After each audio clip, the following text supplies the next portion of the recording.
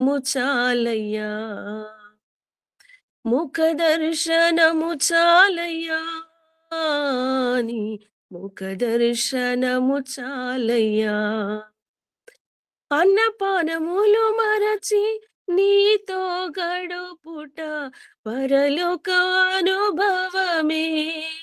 నాకది ఉన్నత భాగ్యమే అన్నపానములు మరచి నీతో గడుపుట పరలోకానుభవమే నాకది ఉన్నత భాగ్యమే యేసయ్యా యేసయ్యా యేసయ్యా యేసయ్యా యేసయ్యా యేసయ్యా యేసయ్యా యేసయ్యా ముఖ దర్శనము చాలయ్యా నాకు నీ ముఖ దర్శనము చాలయ్యా ముఖ దర్శనము చాలయ్యా నాకు నీ ముఖ దర్శనము చాలయ్యా అందరము చేతులెత్తి దేవుని ఆరాధన చేద్దాం పరిశుద్ధపరచబడి పరిపూర్ణత నుండి మహిమలో చేరుటయే అది నా హృదయ వాంఛయే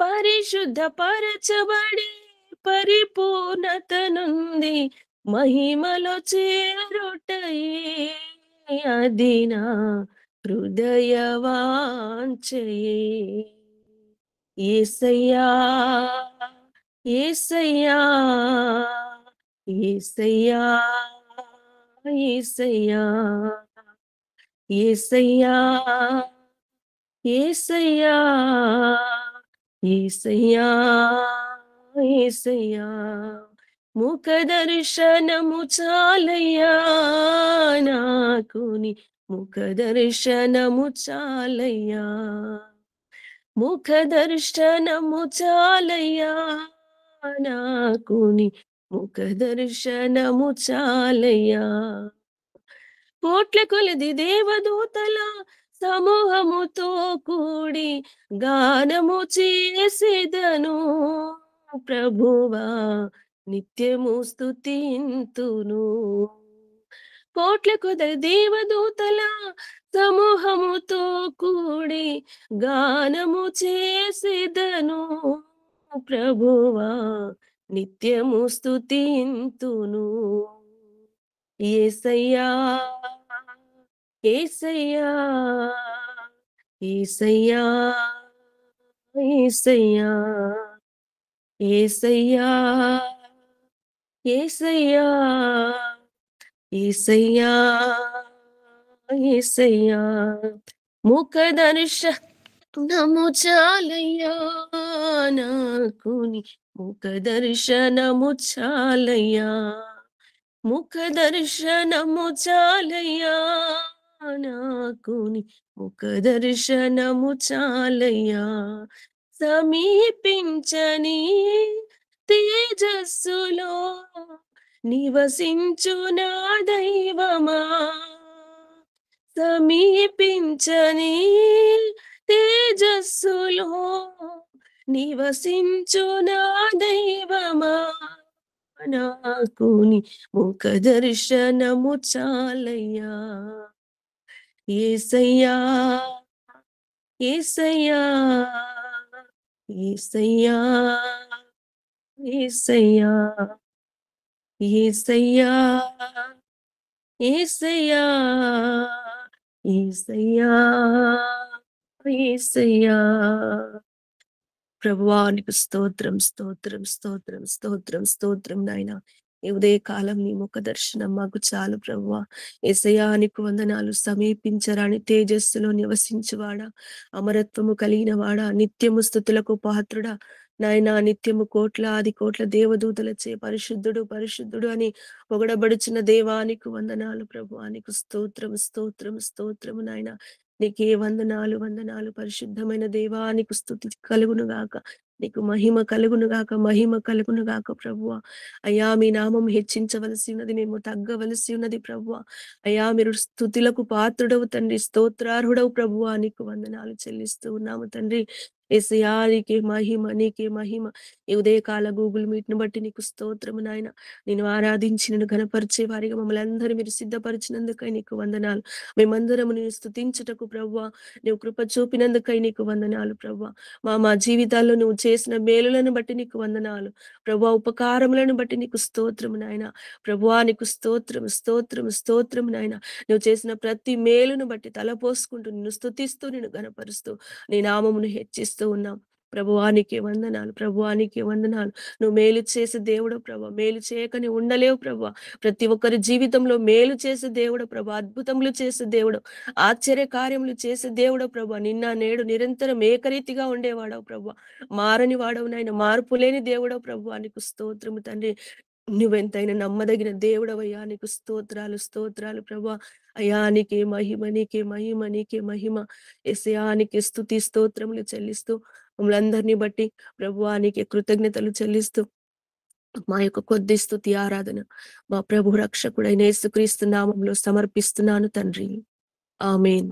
ఆమేన్. ఆమేన్. ప్రైజ్ లార్డ్ అండి. చక్కనైనటువంటి ఆరాధనలో నడిపించినటువంటి సహోదరికి, పాస్టమ్ గారికి నా హృదయపూర్వక వందనాలు.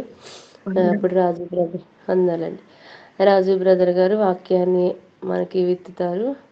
మనం అందరము శ్రద్ధగా వాక్యం మీద ధ్యానం పెట్టి, పరిశుద్ధాత్మ దేవుడు మాతో మనందరితో ఏం మాట్లాడుతున్నారో శ్రద్ధగా విందామండి. ఈ సమయము రాజు బ్రదర్కి ఇస్తుంది.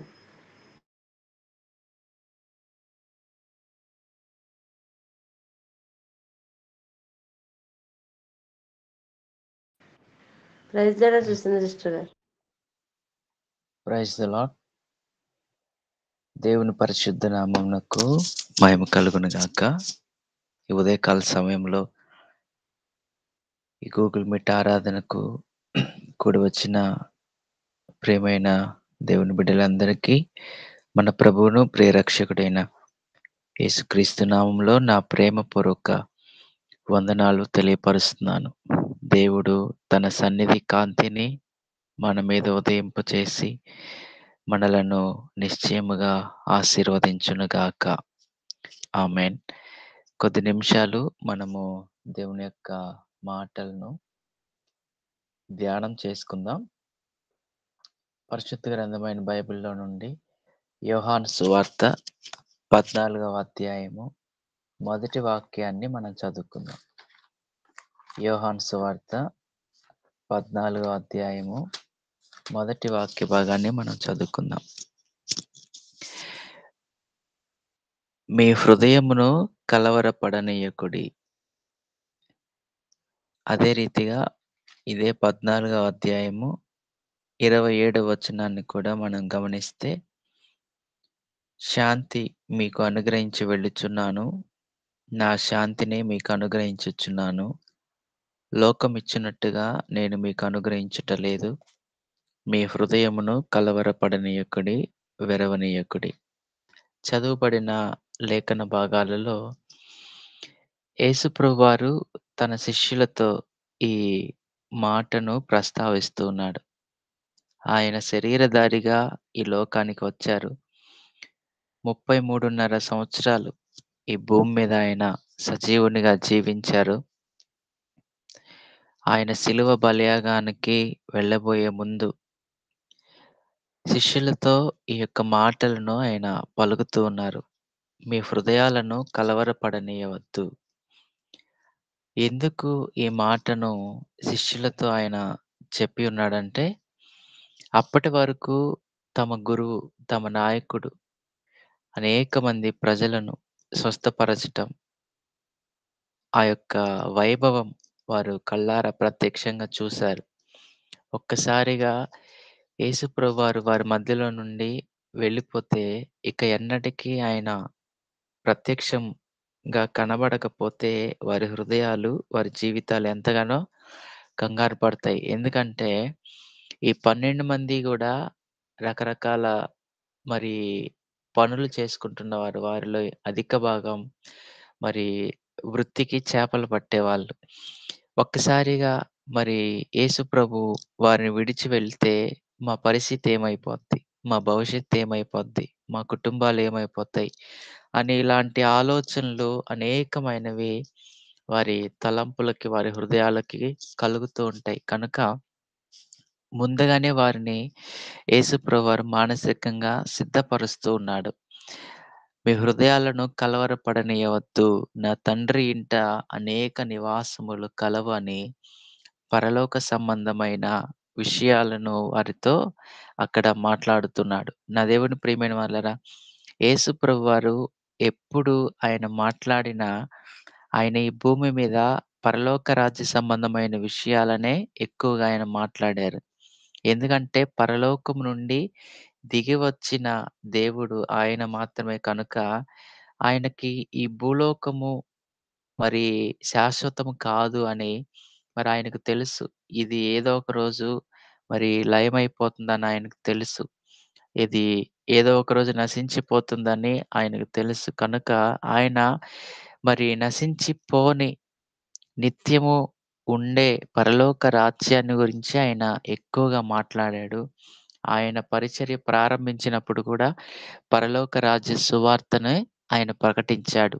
మరి శిష్యులు కూడా యేసుప్రభు వారు చనిపోయిన తర్వాత, తిరిగి లేచిన తర్వాత, పరిశుద్ధాత్మను పొందుకొనిన తర్వాత, వారు మరి పరలోక రాజ్య సంబంధమైన విషయాలనే మరి ప్రజలకు వారు బోధించారు.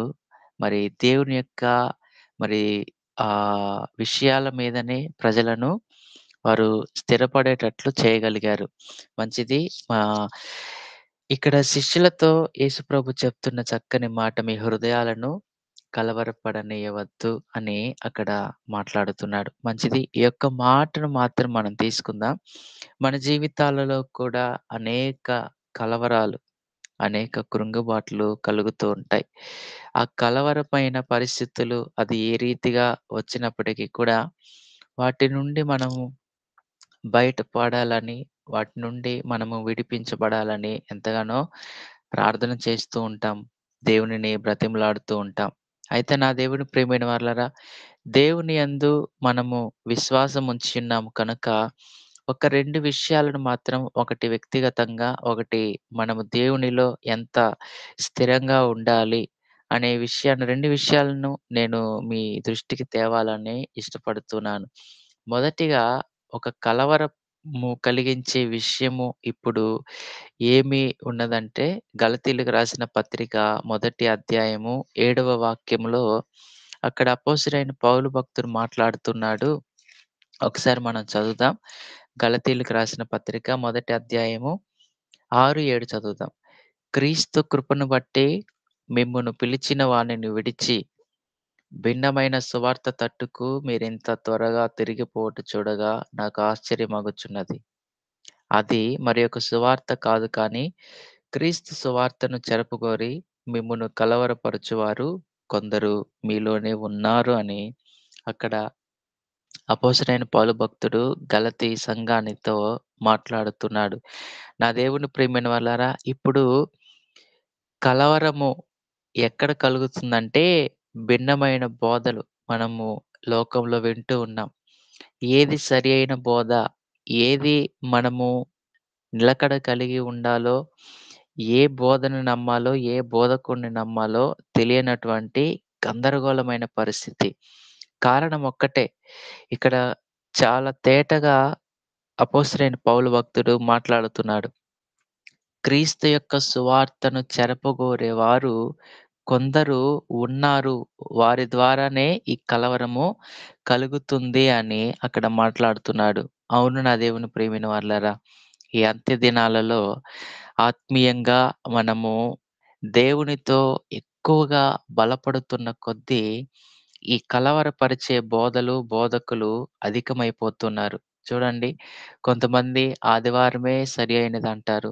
కొంతమంది శనివారమే సరి అయినదంటారు. కొంతమంది బాప్తిస్మము అవసరం లేదంటారు. కొంతమంది ఖచ్చితంగా బాప్తిస్మం పొందుకోవాలి అంటారు.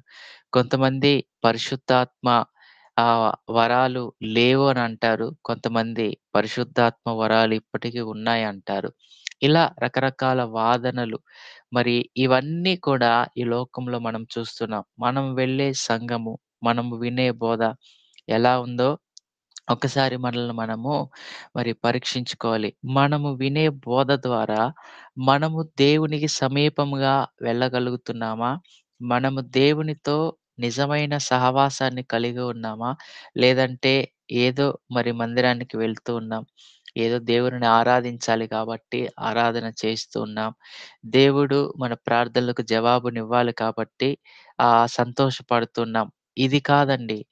ఆత్మీయ జీవితంలో మరి క్రీస్తు యొక్క సువార్త ఆ యొక్క మరి ఆ లోతుల్లోకి మనం వెళ్ళే కొలది మన జీవితాలలో అనేకమైన మరి పోరాటాలు ఖచ్చితంగా ఎదురవుతూ ఉంటాయి. అందుకే ఇవి అంత్య దినాలు కనుక మరి సువార్తను చెరపగోరే వారు దేవుని నామం పేరు పెట్టుకొని బయటికి వెళ్తున్నారు కనుక, మనము బహుజాగ్రత్త కలిగి ఉండాలి అని దేవుని యొక్క వాక్యము మనకు సెలవిస్తుంది. అపోస్తలుడైన పౌలు భక్తుడు ఈ అపోస్తల కార్యములు 20వ అధ్యాయము 28, 29లో అక్కడ మాట్లాడుతున్నాడు.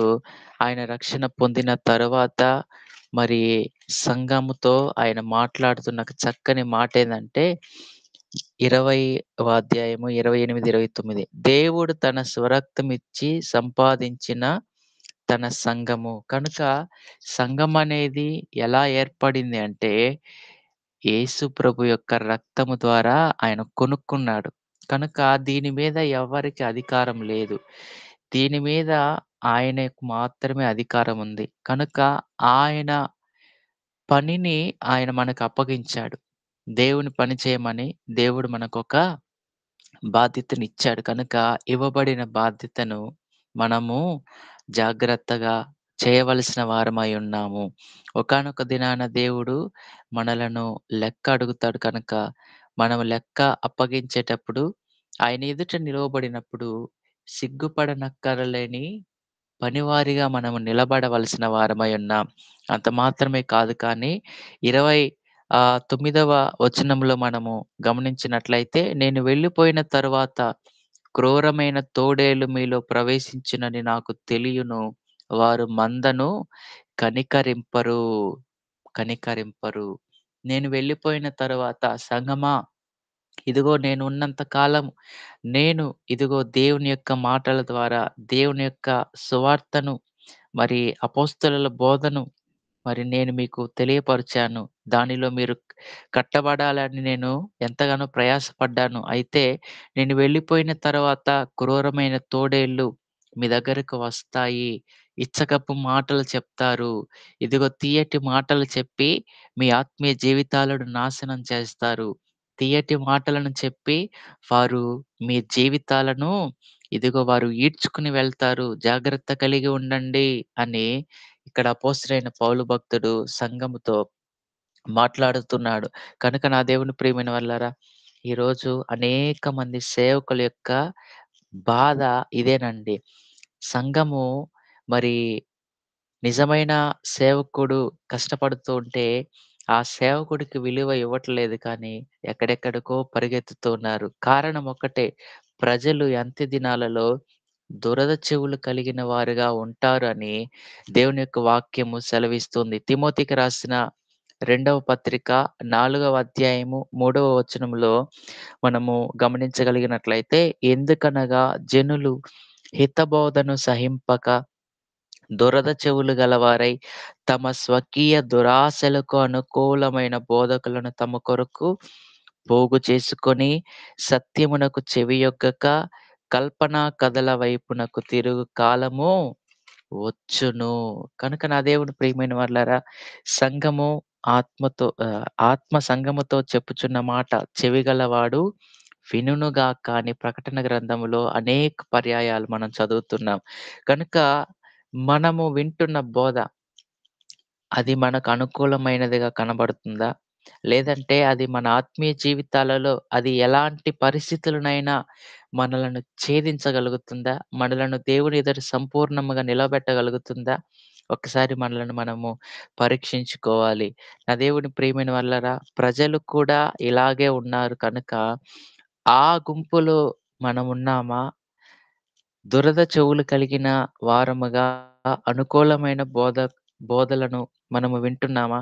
ఇలాంటి పరిస్థితుల్లో మనము ఉన్నామా? మన ఆత్మీయ జీవితం ఏ రీతిగా ఉన్నది అని మనం ఒక్కసారి గమనించుకొని, మన ఆత్మీయ జీవితము ఇదిగో ఇంకను దేవునిలో నుండి దూరము కాకమునుపే మనము మరలా తిరిగి మరి దేవుని యొక్క సహాయమును కోరుకునే వారముగా ఉండవలసిన వారమై ఉన్నాం. అంత మాత్రమే కాదు కానీ, ఈ సువార్తను చెరపగోరి కలవరపరిచేవారు చెప్పే ఇంకొక విషయం ఏదంటే, అసలు యేసు ప్రభువారు శరీరంతో ఇక్కడికి రాలేదు. అసలు యేసు ప్రభు దేవుడే కాదు. ఆయన ఒక ప్రవక్త అని కొంతమందంటారు. ఆయన మరి మరియమ్మ తల్లి మరి కుమారుడు అని కొంతమందంటారు. నా దేవుని ప్రియమైన వాళ్ళారా, ఇవన్నీ కూడా మన యొక్క ఆత్మీయ జీవితాన్ని కలవరపరుస్తూ ఉంటాయి. ఆహ్, యోహాను వ్రాసిన రెండవ పత్రిక 7వ అధ్యాయము 9వ వచనంలో ఇక్కడ అపోస్తలుడైన యోహాను మాట్లాడుతున్నాడు. 7వ అధ్యాయము 9వ ఆహ్, క్షమించండి.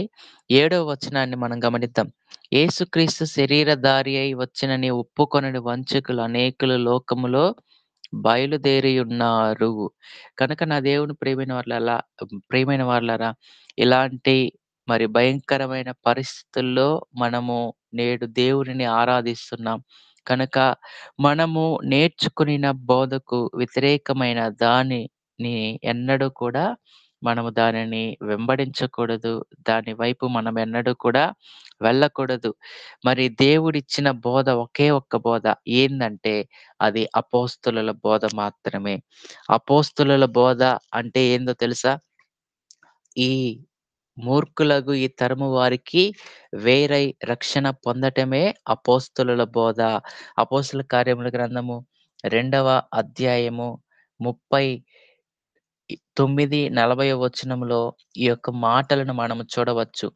ఇదిగో ఇంకను అనేకమైన విధములైన మాటలతో సాక్ష్యమిచ్చి, మీరు మూర్ఖులగు ఈ తరము వారికి వేరై రక్షణ పొందుడి అని వారిని పేతురు భక్తుడు హెచ్చరిక చేస్తూ ఉన్నారు. కనుక నా దేవుని ప్రియమైన వాళ్ళారా, ఇదే అపోస్తలుల బోధ. మూర్ఖులగు ఈ తరము వారికి వేరై రక్షణ పొందండి. దేవునితో సహవాసము చేయండి. మరి రొట్టె విరుచుట ఎందును, ప్రార్థన చేయుట ఎందును సహవాసము కలిగి ఉండండి. ఇదే అపోస్తలుల బోధ. కనుక నా దేవుని ప్రియమైన వాళ్ళారా, ఈ బోధకు మించినది ఇంక ఏది మనము వెంబడించినా కూడా అది ఎన్నడూ కూడా అపోస్తలుల బోధ కానే కాదు. అంత మాత్రమే కాదు కానీ, అపోస్తలులైన వారు, శిష్యులైన వారు, వారు ఎలాగా దేవుని యొక్క వాక్యాన్ని ప్రకటించారు? వారు ఎంత అధికారముతో దేవుని యొక్క మరి మాటలను ప్రకటించారంటే, నిజంగా ఆ విషయాలను తలుచుకుంటే చాలా భయం కలుగుతుంది. అపోస్తల కార్యముల గ్రంథం 8వ అధ్యాయంలో గారడీ సీమోను ఉంటాడు. ఈ గారడీ సీమోను కూడా గొప్ప గొప్ప అద్భుతాలు చేస్తూ ప్రజలని మరి విస్మయపరుస్తున్నాడు. అదే సమయంలో మరి పేతురు, యోహానులు కొంతమంది వ్యక్తుల మీద చేతులుంచి ప్రార్థన చేసినప్పుడు వారు పరిశుద్ధాత్మను పొందుకున్నారు. ఆ పరిశుద్ధాత్మతో వారు నింపబడటము, బహుశా వారు అన్య భాషలు మాట్లాడుంటారేమో! ఆ విషయాన్ని చూసిన ఈ గారడీ సీమోను మరి వెంటనే కొంత డబ్బును అపోస్తలుల పాదాల దగ్గర పెట్టి, "ఇదిగో ఆ వరాన్ని నాకు కూడా అమ్మండి" అని వారిని అడిగినప్పుడు పేతురు అంటున్నాడు, "నీ హృదయము దేవుని ఎదుట సరి అయినది కాదు" అని అక్కడ గట్టిగా మాట్లాడుతున్నాడు. నా దేవుని ప్రియమైన వాళ్ళారా, అపోస్తలుల బోధ ఇలా ఉంటది. ఎవరైనా దేవుని యొక్క కార్యాలకి విరుద్ధంగా ఏదైనా చేస్తే వారిలో ఉన్న ఆత్మ సహించదు. వెంటనే ఖండిస్తుంది. ఖండించే బోధకులను ఎంతమంది ఈరోజు వెంబడించగలరండి? మనలను సరిచేసే బోధకులను ఎంతమంది వెంబడించగలరు? ఒకవేళ నీ సంఘములో నిన్ను, నీ ఆత్మీయతను, మరి బలహీనతను సరిచేయటానికి సేవకుడు ఇదిగో సేవకుడిని దేవుడు మరి ఉపయోగించుకుంటుంటే, ఆ సేవకుని యొక్క మాటలు కి నీవు లోబడగలుగుతున్నావా? ఆ సేవకుడిని ఒకవేళ నీవు దూషిస్తున్నావేమో, ఆ సేవకుని గురించి నీ మనసులో నీవు తిట్టుకుంటున్నావేమో, అది నీకు ఎన్నడూ కూడా ఆశీర్వాదము కాదు. అది నీకెన్నడూ కూడా క్షేమకరము కాదని పరిశుద్ధాత్మ దేవుడు మాట్లాడుతున్నాడు. ఇక్కడ పేతురు ఒకే ఒక మాట అంటున్నాడు. నీ హృదయము దేవుని ఎదుట సరియైనది కాదు. ఇదే అండి అపోస్తలుల బోధ.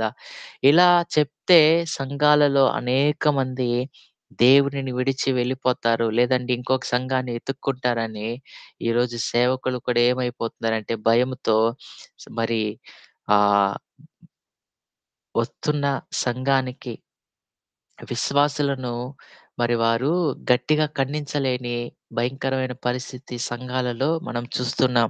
అంత మాత్రమే కాదు కానీ అపోస్తలుడైన పౌలు భక్తుడు కూడా మరి 13వ అధ్యాయములో అపోస్తలుల కార్యముల గ్రంథములో మరి అక్కడ ఒక వ్యక్తిని యేసు అనే ఒక వ్యక్తిని అక్కడ ఖండిస్తున్నాడు. ఏమని ఖండిస్తున్నాడంటే 10వ వచనాన్ని 9, 10 వచనాలను మనం చదవగలిగినట్లయితే, అందుకు పౌలు అనబడిన సౌలు పరిశుద్ధాత్మతో నిండినవాడై అతన్ని తేరి చూచి, సమస్త కపటముతోనూ, సమస్త దుర్మార్గముతోనూ నిండినవాడా, అపవాది కుమారుడా, సమస్త నీతికి విరోధి, నీవు ప్రభు యొక్క తిన్నని మార్గములో చెడగొట్టుట మానవా అని అక్కడ అంటున్నాడు. నీవు కొంతకాలము గ్రుడ్డివాడవై ఉందువుగాక అని ఒక మాట పలికాడండి.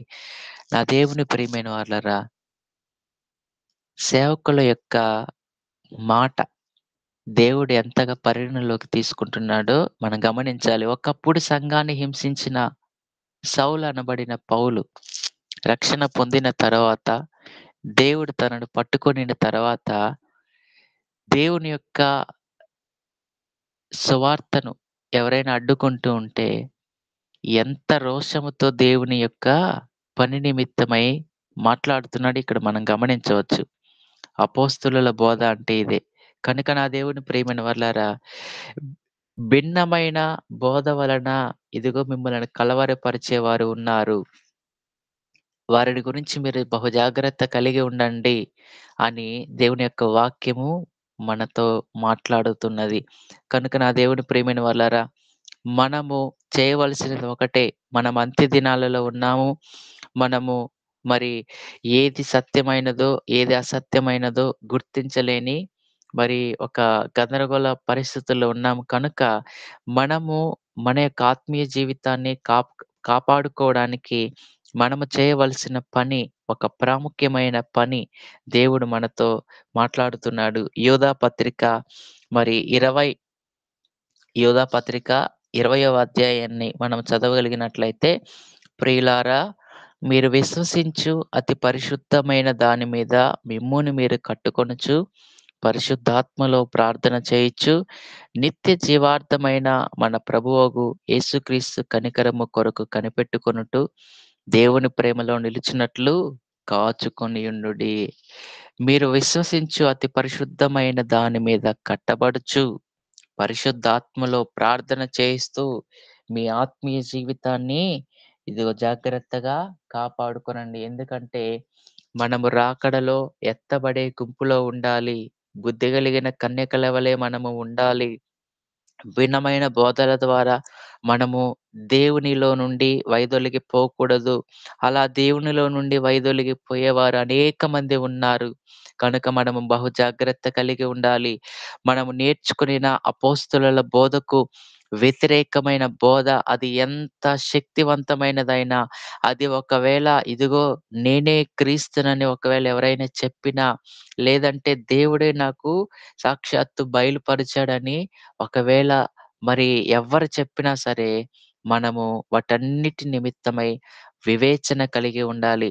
అందుకే అపోస్తలుడైన పౌలు భక్తుడు రోమా పత్రికలో మాట్లాడుతున్నాడు. రోమా పత్రిక 16వ అధ్యాయము 17వ వచన భాగాన్ని మనము గమనించగలిగినట్లయితే, సహోదరులారా, మీరు నేర్చుకొనిన బోధకు వ్యతిరేకముగా ఆటంకములను కలగజేయు వారిని కనిపెట్టియుండుడి. వారిలో నుండి మీరు పక్కకు వెళ్ళిపోండి అని అక్కడ చెప్తున్నాడు. కనుక నా దేవుని ప్రియమైన వాళ్ళారా, మనము ఆత్మీయ జీవితంలో బలవంతులుగానే ఉండాలి. మనం ఆత్మీయంగా బలవంతులుగా ఉండాలి అంటే అపోస్తలుల బోధలో, రొట్టె విరుచుటలో, ప్రార్థనలో, సహవాసములో మనము ఎడతెగక ఉండేవారముగా ఉండాలి. ఒకవేళ దేవుడు మనకేదైనా ఆత్మ వరాలనిస్తే, ఆ ఆత్మ వరాలను బట్టి దేవునిని స్తుతిస్తూ, ఆ ఆత్మ వరాలను దేవుని యొక్క నామ మహిమార్థమై వాడేవారముగానే మనము ఉండాలి అని దేవుని యొక్క వాక్యం ద్వారా మనము హెచ్చరిక చేయబడుతున్నాం. కనుక నా దేవుని ప్రియమైన వాళ్ళారా, మీ హృదయాలను కలవరపడనీయవద్దు. భిన్నమైన సువార్తల వలన, భిన్నమైన బోధల వలన ఇదిగో మీరు గందరగోళానికి గురి కావద్దు. మీరు యేసే క్రీస్తు అని ఇదిగో నిశ్చయముగా ఒప్పుకున్నారు కనుక దాని మీదే మీరు నిలబడండి. కడవరకు కూడా ఎన్ని శ్రమలు ఎదురైనా, ఎన్ని పోరాటాలు ఎదురైనా మరి నేను దేవుని కొరకు మాత్రమే జీవిస్తానని ఒక గట్టి తీర్మానాన్ని మీరు చేసుకొని ఉన్నారు కనుక, మీరు చేసుకున్న తీర్మానంలోనే మీరు కడవరకు కూడా నిలకడ కలిగి ఉండండి అని దేవుడు మనందరినీ కూడా ప్రోత్సాహపరుస్తున్నాడు. కనుక నా దేవుని ప్రియమైన వాళ్ళారా, మనము భిన్నమైన బోధల వలన మన జీవితాలు, మన ఆత్మీయ జీవితాలు కలవరపాటుకు గురి అవుతున్న సమయములో దేవుడు మనతో మాట్లాడిన విషయాలను మనము హృదయంలో భద్రపరుచుకొని, మనము దేవుని కొరకు మాత్రమే జీవించటానికి మనము ముందుకు సాగుదాం. రెండవదిగా మరి మనం గమనించినట్లయితే, మరి కలవరం ఎలా కలుగుతుంది అనేది మనము ఒకసారి గమనించగలుగుదాం. యోబు గ్రంథము 4వ అధ్యాయము 5వ వాక్య భాగాన్ని మనము చదివితే, అయితే ఇప్పుడు శ్రమ నీకు కలుగగా నీవు దుఃఖాక్రాంతుడవైతివి. అది నీకు తగులగా నీవు కలవరపడుచున్నావు అని అక్కడ స్నేహితుడైన ఎలీఫజు శ్రమలో ఉన్న యోబుతో మాట్లాడుతున్నాడు. యోబు దేవునియందు భయభక్తులు కలిగినవాడు, యథార్థపరుడు, చెడుతనాన్ని విసర్జించిన వాడు అని దేవుడే సాక్ష్యమిచ్చాడు. దేవుడు ఒక పరీక్ష పెట్టాడు. ఆ పరీక్షలో యోబు ప్రాణాన్ని మాత్రము ముట్టకూడదని అపవాదికి దేవుడు ఆజ్ఞాపించాడు. యోబు యొక్క పరిస్థితి అంతా కూడా మనకు తెలుసు. మరలా నేను దాన్నంతా కూడా చెప్పవలసిన అవసరం లేదు. నా దేవుని ప్రియమైన వాళ్ళారా, యోబు సమస్తాన్ని కోల్పోయిన తర్వాత మరి యోబుకు ఒక ముగ్గురు స్నేహితులున్నారు. ఆ ముగ్గురు స్నేహితులు యోబు యొక్క పరిస్థితిని తెలుసుకొని తనని ఓదార్చడానికి తన దగ్గరకొచ్చారు. మరి ఒక 7 రోజులు తనతో పాటు ఉన్నారు. తన యొక్క పరిస్థితిని చూసారు. చాలా దుఃఖపడ్డారు. అయ్యో! నా స్నేహితుడు ఇలాగ అయిపోయాడే. నా స్నేహితుడు ఇంత భయంకరమైన పరిస్థితికి వెళ్ళిపోయాడు. ఒకప్పుడు ఎలా ఉన్నాడు, కానీ ఇప్పుడెలా ఉన్నాడు. ఒకప్పుడు ఇదిగో యోబుని చూస్తే ఎంతో చక్కగా ఉన్నాడు. ఇప్పుడు పరిస్థితి కనీసం పోల్చుకోలేకుండా ఉంది అని చాలా బాధపడ్డారు. నా దేవుని ప్రియమైన వారలారా, ఇయోబు తన యొక్క మరి బాధను బట్టి మాట్లాడుతున్నాడు. 3వ అధ్యాయం అంతా కూడా యోబు మాట్లాడుతూ ఉంటే, 4వ అధ్యాయంలో యోబు మాట్లాడిన మాటలకు ప్రతిగా ఈ తేమానీయుడైన ఎలీఫజు మాట్లాడుతున్నాడు. ఏమని మాట్లాడుతున్నాడు? యోబు, ఇప్పుడు నీకు శ్రమ కలిగింది, నీకు దుఃఖము కలిగింది. ఈ శ్రమల వలన, ఈ భయంకరమైన పరిస్థితి వలన నీవు కలవరపడుచున్నావు. నీ భక్తి నీకు ధైర్యం పుట్టించదా అని అక్కడ మాట్లాడుతున్నాడు. నా దేవుని ప్రియమైన వాళ్ళారా, ఆ పై వచనాలను మనం గమనిద్దాం. 3, 4 అనేకులకు నీవు బుద్ధి నేర్పిన వాడవు. బలహీనమైన చేతులను బలపరిచిన వాడవు. నీ మాటలు తొట్రిల్లు వానిని ఆదుకొనియుండెను. కృంగిపోయిన మోకాళ్ళు గల వానిని నీవు బలపరిచితివి అని ఇక్కడ యోబును గురించి మాట్లాడుతున్నాడు. యోబు, ఒకప్పుడు నువ్వెలా ఉన్నావయ్యా? అనేకులను బలపరిచావయ్యా. అనేకులకు నీవు మాట్లాడితే ఆదరణ కలిగిందయ్యా. కానీ నీకు శ్రమ కలిగితే ఇంతగా కుంగిపోతున్నావా? ఇంతగా కలవరపడుతున్నావా? అని ఇక్కడ యోబుకి అనుకూలంగా మాట్లాడుతున్నాడు. కానీ నా దేవుని ప్రియమైన వాళ్ళారా, ఇదే ఎలీఫజు 21వ అధ్యాయముకి వచ్చేటప్పటికి ఏమని మాట్లాడుతున్నాడంటే, ఒకసారి మనము 22వ అధ్యాయాన్ని మనం గమనిద్దాం. ఇదే ఎలీఫజు యోబును గురించి ఏమని మాట్లాడుతున్నాడో, యోబు గ్రంథం 22వ అధ్యాయము 5-9 వచనాలు మనం గమనిస్తే, యోబు, "నీ చెడుతనము గొప్పది కాదా? నీ దోషములు మితిలేనివి కాదా? ఏమియు ఇయ్యకే నీ సోదరుల యొద్ద నీవు తాకట్టు పుచ్చుకొంటివి. వస్త్రహీనుల బట్టలను తీసుకొంటివి. దప్పిచేత ఆయాసపడిన వారికి నీళ్ళియ్యవైతివి. ఆకలిగొనిన వారికి అన్నం పెట్టకపోతివి. బాహుబలము గల మనుష్యునికి భూమి ప్రాప్తించును. విధవరాండ్రను ఒట్టి చేతులతో పంపివేసితివి.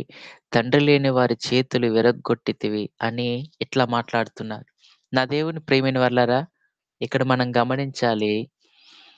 ద్విమనస్కత అనేది ఈ ఎలీఫజులో మనం చూస్తున్నాం. అంటే ఒకప్పుడు తన నోటితోనే యోబును గురించి ఏమన్నాడంటే, "యోబు, నీవనేకులకు బుద్ధి నేర్పావు, బలపరిచావు. నీ మాటల ద్వారా అనేక మందిని ఆదరించావు. కృంగిపోయిన వారిని నీవు బలపరిచావు" అని మాట్లాడిన ఈ ఎలీఫజు 22వ అధ్యాయంలో యోబుని గురించి ఏమంటున్నాడంటే, "నీవింత దుర్మార్గుడివి. అందుకే నీకు ఈ పరిస్థితొచ్చిందని" మాట్లాడుతున్నాడు. నా దేవుని ప్రియమైన వాళ్ళారా, ఈ ద్విమనస్కత, 2 నాలుకల ధోరణి అనేది ఎన్నడూ కూడా మంచిది కాదు. పరిస్థితులు మారుతూ ఉంటాయి. పరిస్థితులు ఎంతగా మారినా మన మాట ఒకటేగా ఉండాలి అని దేవుడు కోరుకుంటున్నాడు. నా దేవుని ప్రియమైన వాళ్ళారా, కీర్తనల గ్రంథము 119వ కీర్తన 131వ వచనములో భక్తుడైన దావీదు అంటున్నాడు, "ద్విమనస్కులను నేను ద్వేషించుచున్నాను" అని అంటున్నాడు.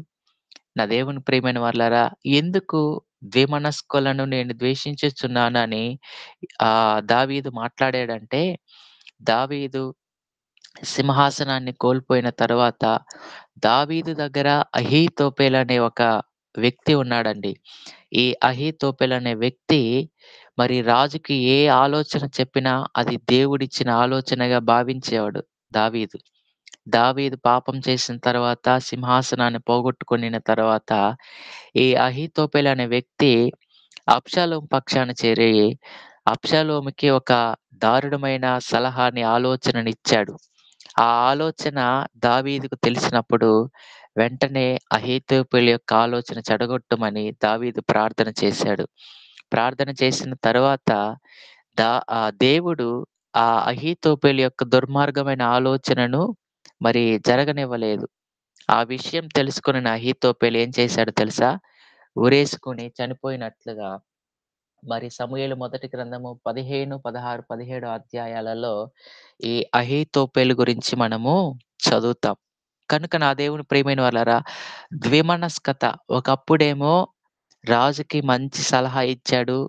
రాజు దగ్గర నమ్మిన బంటుగా ఉన్నాడు. తేడా వచ్చిన తర్వాత అదే రాజైన దావీదు యొక్క నాశనాన్ని కోరుకోవడానికి కూడా మరి మరి ఆహ్, వెనుతిరగలేదండి. భయంకరమైన మనస్సు. ద్విమనస్కత. నా దేవుని ప్రియమైన వాళ్ళారా, ఈ ద్విమనస్కత మన కుటుంబాలలో ఏ వ్యక్తులలో అయినా ఉండొచ్చు. మన స్నేహితులలో ఏ వ్యక్తులలో అయినా ఉండొచ్చు. మన పరిచర్యలో ఏ వ్యక్తులలో అయినా ఉండొచ్చు. నా దేవుని ప్రియమైన వాళ్ళారా, తిమోతికి రాసిన మొదటి పత్రికలో కూడా మరి పరిచారకులు ద్విమనస్కులుగా ఉండకూడదని మరి అపోస్తలుడైన పౌలు భక్తుడు తిమోతితో మాట్లాడుతున్నాడు. ఒక్కసారి ఆ వాక్యాన్ని కూడా మనము చదువుదాం. తిమోతికి రాసిన మొదటి పత్రిక 3వ అధ్యాయము 8వ వచనం. "అలాగుననే పరిచారకులు మాన్యులయుండి ద్విమనస్కులను, మిగుల మద్యపానాసక్తులను, దుర్లాభమును అపేక్షించు వారై ఉండక." ద్విమనస్కులు అనే దగ్గర ఫుట్‌నోట్‌లో ఏమనుందో తెలుసా? 2 నాలుకలు గలవారు. 2 నాలుకల ధోరణి. అంటే సాధారణంగా ఒక సామెత ఉండిద్ది. అది మీకు తెలుసో లేదో కానీ, "అందితే జుట్టు అందకపోతే కాళ్ళు." ఇలాంటి 2 నాలుకల ధోరణి. అంటే పరిస్థితులు మరి చక్కగా ఉన్నప్పుడు మనల్ని పొగడవచ్చు. పరిస్థితులు బాగలేనప్పుడు మరి మనలను ద్వేషించవచ్చు. కనుక నా దేవుని ప్రియమైన వాళ్ళారా, ఈ ఎలీఫజు యోబును ఇలా మాట్లాడుతున్నాడు. కానీ యోబు గురించి దేవునికి తెలుసు. యోబు ఎలాంటి పరిస్థితిలో ఉన్నాడో యోబుకు తెలుసు. యోబు 29వ అధ్యాయంలో మాట్లాడుతున్నాడు. ఒకప్పుడు నేను ఎంతో చక్కగా ఉన్నాను. పూర్వకాలమున నేనున్నట్లు ఇప్పుడు కూడా ఉంటే నాకు ఎంతో మేలు అని అక్కడ మాట్లాడుతున్నాడు. నా దేవుని ప్రియమైన వారలారా, 23వ అధ్యాయము 16వ వాక్యములో యోబు ఏమని మాట్లాడుతున్నాడంటే, దేవుడు నా హృదయాన్ని కృంగజేసెను. సర్వశక్తుడే నన్ను కలవరపరచెనని అక్కడ మాట్లాడుతున్నాడు. నిజమే నా దేవుని ప్రియమైన వారలారా, యోబుకు కలిగిన బాధ, యోబు అనుభవిస్తున్న బాధ అది వర్ణనాతీతమైనది. ఏ మనిషి కూడా ఆ బాధలో నుండి యోబును విడిపించలేడు. నా దేవుని ప్రియమైన వాళ్ళారా, యోబు ఎలాగా బాధించబడుతూ ఉన్నాడో, యోబు ఎలాగా నలిగిపోతూ ఉన్నాడో, అలాంటి పరిస్థితులు ఒకవేళ నీ జీవితంలో కనబడుతున్నాయా? ఒకవేళ నీ కుటుంబంలో ఉన్నాయా? ఇలాంటి పరిస్థితుల్లో నీకు అండగా ఉండవలసిన ఒకవేళ స్నేహితులే కావచ్చు, కుటుంబ సభ్యులే కావచ్చు, లేదా సన్నిహితులే కావచ్చు. వీరు నిన్ను విడిచిపెట్టేసారా? కానీ దేవుడు నమ్మదగినవాడు. దేవునికి మహిమ కలుగును గాక. ఈ ద్విమనస్కత అనే మరి ఆహ్, ఆలోచన కలిగిన వారిని దేవుడు మరి ఎన్నడూ కూడా లక్ష్యపెట్టడు. నా దేవుని ప్రియమైన వాళ్ళారా, యోబుకు కలిగిన బాధ అది దేవుడు అనుమతించాడు. అంతేకానీ మరి యోబు కావాలని పాపం చేయలేదు. యోబు కావాలని దేవునికి వ్యతిరేకంగా మారలేదు. కనుక నా దేవుని ప్రియమైన వాళ్ళారా, మరి మనకు కలుగుతున్న పరిస్థితులు ఇతరులు గమనించినప్పుడు వీరేదో తప్పు చేశారనో, లేదంటే వీరు ఇలా పొరపాటు చేశారనో, ఏదో ఒకటి మరి అన్ అంటూ ఉంటారు. కానీ నా దేవుని ప్రియమైన వారలారా, వాస్తవాన్ని మరి దేవుడికి మాత్రమే తెలుసు. మనకు మాత్రమే తెలుసు. కనుక ఈ ఎలీఫజు మాట్లాడిన మాటలలో యథార్థత లేదు కనుకనే దేవుడు ఏమన్నాడో తెలుసా? ఈ ఎలీఫజుతో 42వ అధ్యాయం యోబు గ్రంథంలో ఏమంటున్నాడో తెలుసా? 7వ వచనంలో యెహోవా యోబుతో ఆ మాటలు పలికిన తర్వాత ఆయన తేమానీయుడైన ఎలీఫజుతో ఇలాగ సెలవిచ్చెను. నా సేవకుడైన యోబు పలికినట్లు మీరు నన్ను గూర్చి యుక్తమైనది పలుకలేదు కనుక నా కోపము నీ మీదను, నీ ఇద్దరు స్నేహితుల మీదను మండుచున్నది అంటున్నాడు. ఎలీఫజు, నీవు జాగ్రత్తగా మాట్లాడు. నీవు నా సేవకుడైన యోబు మాట్లాడినట్టు నీవు మాట్లాడట్లేదని దేవుడంటున్నాడు. నా కోపము నీ మీద మండుచున్నది. నీవు వెళ్లి బలి అర్పించు, సమాధానపడు. నీ పక్షముగా యోబు ప్రార్థన చేస్తే నేను అంగీకరిస్తానని దేవుడక్కడ మాట్లాడుతున్నాడు. కనుక నా దేవుని ప్రియమైన వారలారా, ఈ ద్విమనస్కత అనేది దేవుడు ఎన్నడూ కూడా సహించడు. దావీదుకి మరి అహీతోపెలు రూపంలో ఈ ద్విమనస్కత, ఆ స్వభావం కలిగిన వ్యక్తి దావీదుకి పక్కనే ఉన్నాడు. యోబుకి స్నేహితుడి రూపంలో పక్కనే ఉన్నాడు. మరి పరిచర్యలో కూడా ఇలాంటి ద్విమనస్కత కలిగిన వారు మన పక్కనే ఉంటారు. కానీ వారిని గురించి మనము కనిపెట్టి ఉండాలి. అందుకే యాకోబు పత్రికలో మరి అక్కడ భక్తుడైన యాకోబు అంటున్నాడు, 4వ అధ్యాయం 8వ వచనములో, ద్విమనస్కులారా మీ హృదయములను పరిశుద్ధపరచుకొనుడి. ద్విమనస్కులారా మీ హృదయాలను పరిశుద్ధపరచుకొనుడి. ఈ ద్విమనస్కులకి ఒక స్థిరత్వం ఉండదండి. మరి వారు వ్యక్తిగతంగా కూడా ఎదగలేరు. ఎందుకంటే యాకోబు పత్రిక మొదటి అధ్యాయము మరి దాంట్లో మనం గమనించినట్లయితే 5వ వచనంలో, మీలో ఎవనికైనను జ్ఞానము కొదువుగా ఉన్న యెడల వాడు దేవుడిని అడగవలెనని అక్కడ చెప్తూ, ఇదిగో సందేహించక ద్విమనస్కత కలిగి అడగద్దు అని అంటున్నాడు. అంటే మనం ఏదైనా అడిగితే దేవుని దగ్గర అది సూటిగా దేవుడిస్తాడన్న ఒకే ఒక ఉద్దేశంతో మనం అడగాలి.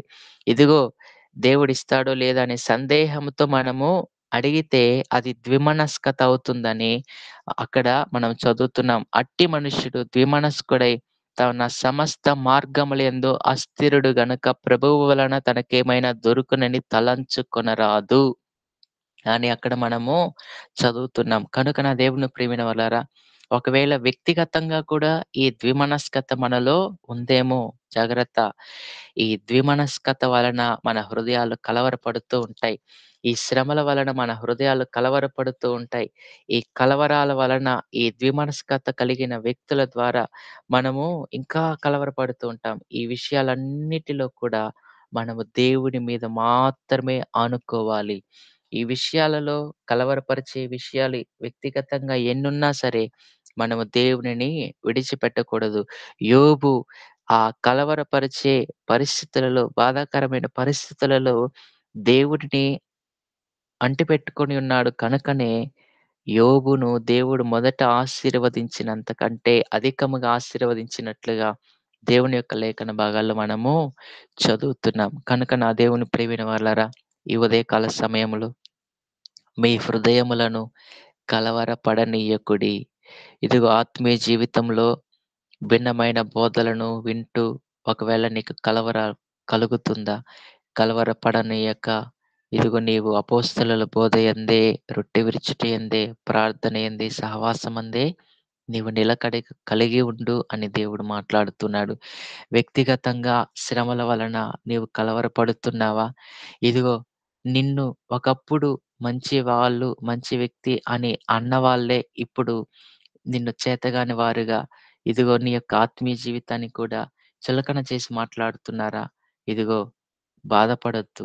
నీ పరిస్థితి ఖచ్చితంగా మారిద్ది. నీ శ్రమలలో దేవుడు నీకు తోడుగా ఉంటాడు. నిన్ను ఆయన విడిపిస్తాడు. నీ కలవరపడుతున్న ప్రతి పరిస్థితిని ఆయన తప్పకుండా మారుస్తాడు. యోబును ఏ రీతిగా ఆయన మరలా జ్ఞాపకం చేసుకున్నాడో, నిన్ను కూడా ఆయన తప్పక జ్ఞాపకం చేసుకుంటాడు. నీ హృదయమును కలవరపడనీయక దేవుని యందు విశ్వాసముంచి ఖచ్చితంగా దేవుడు నిన్ను కనికరిస్తాడనే ఒక విశ్వాసముతో నీవు ముందుకి కొనసాగగలిగినట్లయితే దేవుని యొక్క సహాయాన్ని నీవు తప్పకుండా పొందుకొనగలవు. అలాంటి కృపను పరిశుద్ధాత్మ దేవుడు మనందరికీ కూడా సమృద్ధిగా అనుగ్రహించి, మన కలవర పరిస్థితులనన్నిటిని కూడా ఆయన మార్చి సంతోషమును ఆయన మనకు కలుగచేయునుగాక. ఆమేన్. ఆమేన్. ఆమేన్. ఆమేన్. ప్రైజ్ లార్డ్ అండి. చక్కనైనటువంటి వాక్యము వివరించడానికి పరిశుద్ధాత్మ దేవుడు రాజు బ్రదర్కి సహాయం చేశారు. ఎంతగానో మరి మన హృదయాలు కలవరపడిపోతున్నా ఏ భక్తి మంచిది, ఈ రోజుల్లో ఏది కరెక్ట్ అని అలా కాకుండా ఎంతగానో మరి స్పష్టమైనటువంటి వాక్యము దేవుడితో మనతో మాట్లాడారు.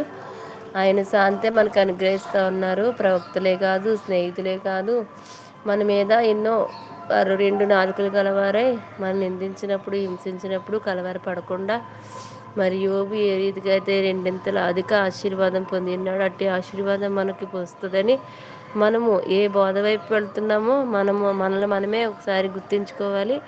అబద్ధ బోధలు ఎన్నో ఎక్కువైపోతున్నాయి. మనం స్థిరత్వం కలిగి మనము సహవాసంలో మనకిచ్చినటువంటి ఏ సంఘం అయితే మనము మరి రక్షించబడ్డామో ఆత్మీయతగా, ఏ సంఘంలో అయితే ఎదుగుతున్నామో ఆ సంఘానికి నమ్మకంగా ఉండులాగా దేవుడు ఎంతగానో పరిశుద్ధాత్మ దేవుడు మనతో మాట్లాడారు. ఆయనకే మహిమ, ఘనత, ప్రభావం చెల్లిస్తూ ఉన్నాను.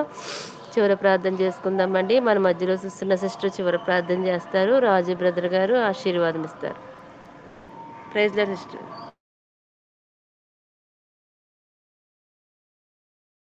చూస్తున్న సిస్టర్ ఉన్నారా? కృప పరిశుద్ధాత్ముని అన్యోన్య సహవాసం మనకు, మన కుటుంబాలకు, సకల పరిశుద్ధులకు సదాకాలం ఆయన రాకడ పర్యంతము తోడయుండి నడిపించునుగాక. ఆమేన్. ఆమేన్. ఆమేన్.